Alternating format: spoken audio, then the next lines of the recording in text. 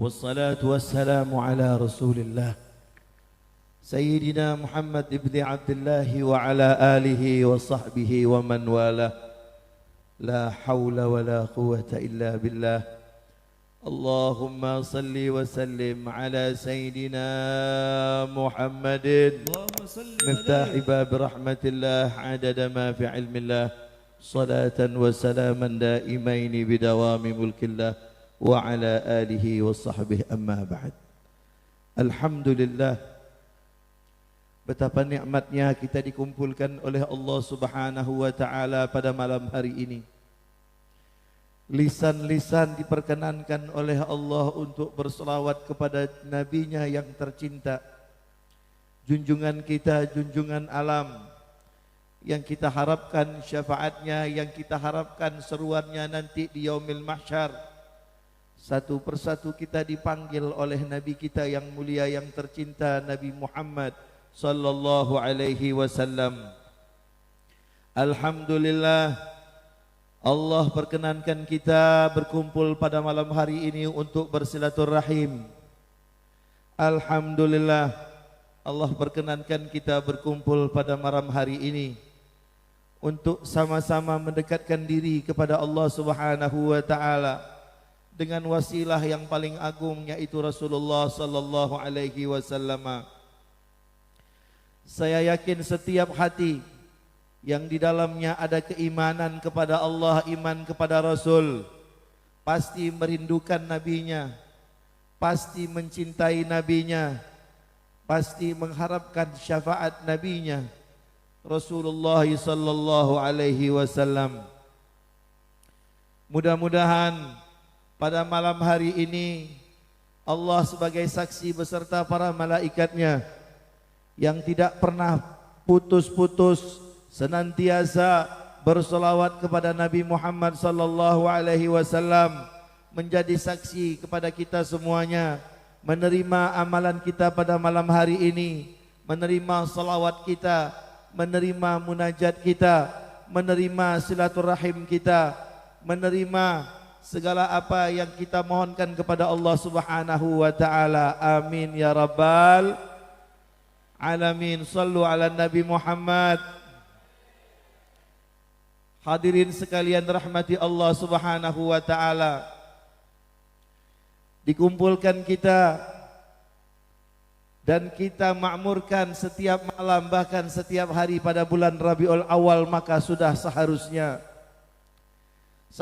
di bulan ini, bulan yang paling banyak mengingat Nabi, bulan yang paling banyak bersolawat kepada Nabi, bulan ini bulan yang istimewa. Nabi dilahirkan di bulan ini. Allah berkehendak lahir, tidak dilahirkan di bulan yang lainnya. Sedangkan bulan-bulan yang lainnya sudah dikenal di kalangan bangsa Arab. Namun bulan Rabiul Awal bulan yang tidak dikenal karena tidak memiliki keistimewaan yang khusus. Kenapa tidak dilahirkan di bulan Ramadan Rasulullah itu? Kenapa tidak dilahirkan di bulan Muharram? Banyak peristiwa para nabi dan rasul sebelumnya, tetapi justru dilahirkan di bulan Rabiul Awal karena Allah berkehendak kemuliaan Nabi Muhammad tidak dipengaruhi oleh apapun juga. Kalau Nabi dilahirkan di bulan Ramadan, dikhawatirkan kemuliaan Nabi ada pengaruhnya dengan Ramadan. Kalau dilahirkan di bulan Muharram, kemuliaan Nabi dikhawatirkan ada pengaruhnya dengan keistimewaan Muharram. Tapi diletakkan di bulan Rabiul Awal. Karena apa? Karena Allah berkeinginan semuanya itu tidak akan menjadi mulia melainkan berkat Nabi Muhammad sallallahu alaihi wasallam.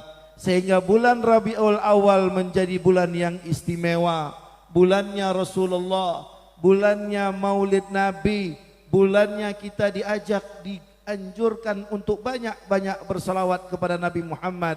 Meskipun ayat innallaha wa malaikatahu yusalluna 'alan nabi ya ayyuhalladzina amanu sallu alaihi wa sallimu taslima tidak diturunkan di bulan Rabiul Awal, tapi justru diturunkan di bulan Sya'ban. Tapi bulan Rabiul Awal ini sungguh istimewa. Bahkan ulama mengatakan hari malam kelahirannya Nabi lebih utama daripada malam Lailatul Qadar. Kenapa demikian? Tidak ada malam Lailatul Qadar tanpa adanya malam kelahiran Nabi Muhammad sallallahu alaihi wasallam. Alhamdulillah. Amin Allahumma. Mudah-mudahan Allah kabulkan hajat-hajat kita. Terus terang pada saat tadi berdiri mahalul qiyam marhabanan, hati saya terenyuh, tersentuh. Ada perasaan haru, ada perasaan sedih. Sedih bukan dikarenakan masalah, tapi perasaan sedih itu sedih yang bercampur dengan gembira dan syukur.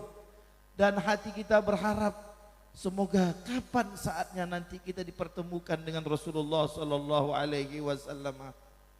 Wajah yang indah lebih indah dari purnama, tangannya halus lebih halus dari kain sutra, tubuhnya harum lebih harum dari bau misik, jalannya tegap gagah, tidak ada mata yang memandang melainkan jatuh cinta kepada Rasulullah. Semua yang datang, yang lahir, yang keluar dari Nabi Muhammad membawa rahmat, membawa barakah. Air liur Nabi Muhammad menjadi syifa, air liur Nabi Muhammad menjadi obat. Keringat Nabi Muhammad dikenal keharumannya, setiap orang yang memakai keringat tersebut sebagai wewangian. Bahkan darah Nabi Muhammad masuk ke dalam salah seorang perut sahabat Nabi, Sayyidina Abdullah bin Zubair. Saat itu melihat Rasulullah sedang melaksanakan bekam atau hijamah. Kemudian dipanggil oleh Rasulullah, "Ya Abdullah, wahai Abdullah, kemari." Darah yang sudah dibekam tadi ingin dibuang oleh Rasul. Rasul perintahkan kepada Abdullah, "Ya Abdullah, tolong kau buang darah ini ke tempat di mana tidak ada seorang pun yang tahu di mana darah ini kau buang." Abdullah bin Zubair itu cerdas, sahabat Nabi, cerdas semuanya.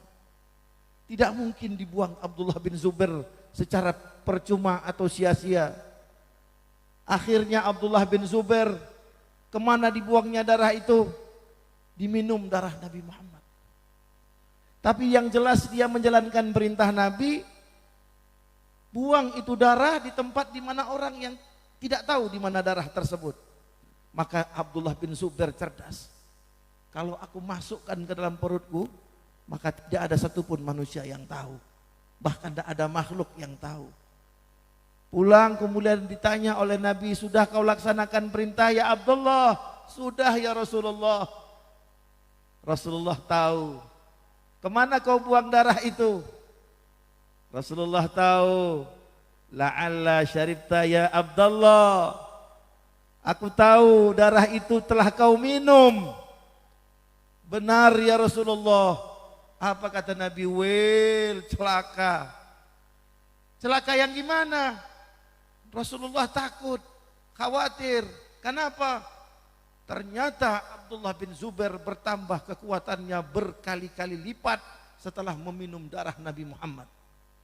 Rasulullah takut seandainya kekuatan Abdullah bin Zubair memberikan celaka kepada manusia. Makanya Rasul mengatakan, "Wailaka minan nas ya Zubair, wail linnas minka." Aku khawatir badanmu yang sekarang bertambah kuat memberikan celaka kepada orang. Masya Allah, darahnya Nabi Muhammad sallallahu alaihi wasallam. Masya Allah. Sallu ala Nabi Muhammad. Tidak ada satupun yang dari tubuh Nabi melainkan membawa rahmat dan barakah. Suatu ketika Nabi menginap di salah seorang sahabiyah, sahabat perempuan, menginap di rumahnya. Disediakan segala keperluan Nabi. Yang mana Nabi kalau setiap malam bangun, buang air kecil, sudah disediakan tempatnya, kendinya di situ di mana beliau akan buang air kecil. Sampai sepertiga malam itu, di pertengahan malam, Nabi keluar dari kamar kemudian buang hajat. Tidak lama setelah itu, bangun ini sahabat perempuan. Bangun dari tidurnya dalam keadaan atsyana, dalam keadaan haus. Dalam keadaan haus dia ke belakang, dia melihat kendi sudah penuh dengan apa? Air seninya Nabi. Bu, ini air seni Nabi, Bu. Pak, Ibu jangan coba-coba air seninya Bapak. Jangan, mohon tolong jangan. ICU nanti masuk. Diminum ini sama sahabiah. Terus akhirnya apa besok paginya? Besok paginya ditanya oleh Rasul sallallahu alaihi wasallam, karena Rasul tahu apa yang dilakukan. Apa kata Nabi? Air seniku sudah berada dalam perutmu mulai pada hari ini sampai selamanya, maka kau tidak akan pernah terkena penyakit apapun. Makanya sepanjang hidupnya dalam keadaan sehat. Masya Allah. Sallu ala Nabi Muhammad. Ya Allah, ini yang kita rindukan Bapak Ibu sekalian. Ingin ketemu. Kalau sekarang ini kalau kita didatangi para ulama, kumpul dengan para ulama, bagaimana kita berebutan untuk mengambil barokah, mencium tangan beliau. Apatah lagi kalau Rasulullah. Sedangkan para sahabat yakaduna yaktatilan, hampir-hampir sahabat itu seperti orang bunuh-bunuhan. Maksudnya bukan ingin menghabiskan nyawa orang. Cara ingin mendapatkan sisa wuduknya Rasul. Begitu mereka saling rebutan, sikutan untuk mendapatkan sisa wuduknya Nabi Muhammad sallallahu alaihi wasallam. Cuma disayangkan banyak peninggalan Nabi Muhammad itu yang hilang. Salah satunya diantaranya adalah tempat kelahiran Rasulullah itu di Makkatul Mukarramah.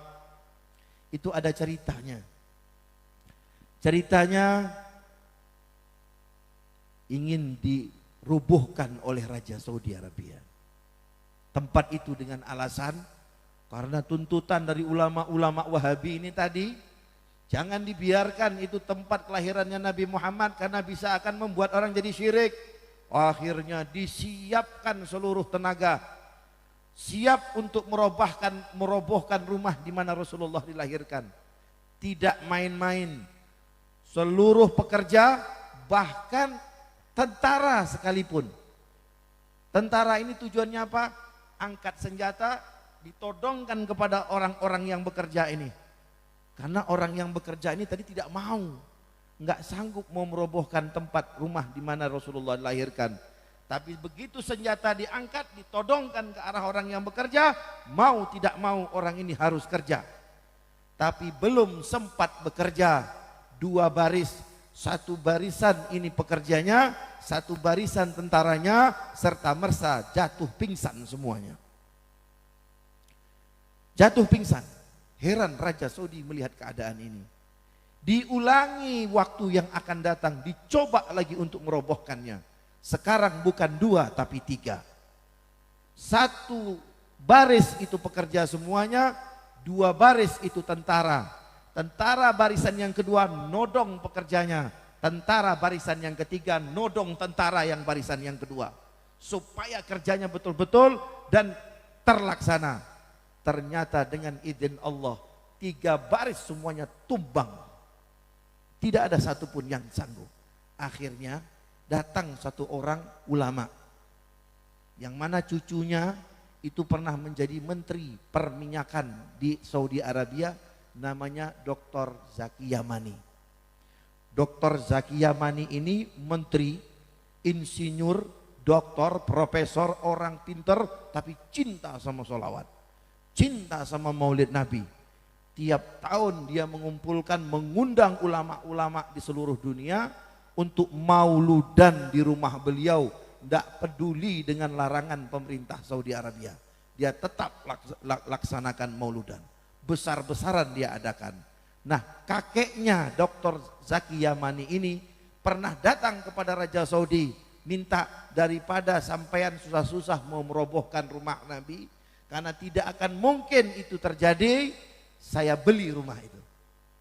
Akhirnya dibeli rumah itu meskipun dengan harga yang tinggi, itu sekarang menjadi maktabah, menjadi perpustakaan, jadi perpustakaan Makkatul Mukarramah. Itu adalah tempat di mana Rasulullah SAW dilahirkan. Masya Allah, adab terhadap kanjeng Nabi ini luar biasa Bapak Ibu. Pernah beberapa tahun yang lalu, zamannya Said Alwi bin Muhammad, Said Alwi bin Abbas Al-Maliki. Said Alwi bin Abbas Al-Maliki ini abah daripada Sayyid Muhammad bin Alwi Al-Maliki. Sayyid Muhammad bin Alwi Al-Maliki ini masyhur, banyak muridnya di Indonesia. Said Alwi bin Abbas itu sahabatnya, temannya daripada Hadratus Syekh Hashim Asy'ari. Said Alwi bin Abbas, abahnya Said Muhammad. Zamannya Said Alwi ini pernah terjadi suatu peristiwa. Seekor burung mati masuk dalam kubahnya Nabi Muhammad. Bagi bapak-bapak, ibu-ibu yang pernah umroh atau bahkan haji, kita melihat di Masjid Nabawi ada kubah warna hijau. Di bawahnya tepat makam Nabi. Tepat di situ dulunya rumah Nabi, kamarnya Nabi bersama Sayyidah Aisyah. Nah, pernah seekor burung zaman itu masuk ke dalam kubah, melewati sela-sela, mati burung itu di dalam kubah, nyelip, kesangkut, jadi bangkai. Kalau kita mungkin mikirnya ya gampang, tinggal naik ke atas diambil. Tidak semudah itu. Ternyata para ulama berpikir semuanya, bagaimana cara mengeluarkan bangkai ini, sedangkan di bawah makam Rasulullah. Kalau naik ke atas, rasanya tidak adab, tidak sopan. Rasulullah di bawah sedangkan kita di atas. Bingung ulama. Akhirnya seluruh ulama datang ngadap kepada Said Alwi Al-Maliki untuk mencari penyelesaiannya. Akhirnya Said Alwi memberikan keputusan. Keputusan beliau apa? Cari anak usia 4 tahun yang hafal Al-Quran dan akhlaknya bagus. Kok kenapa 4 tahun?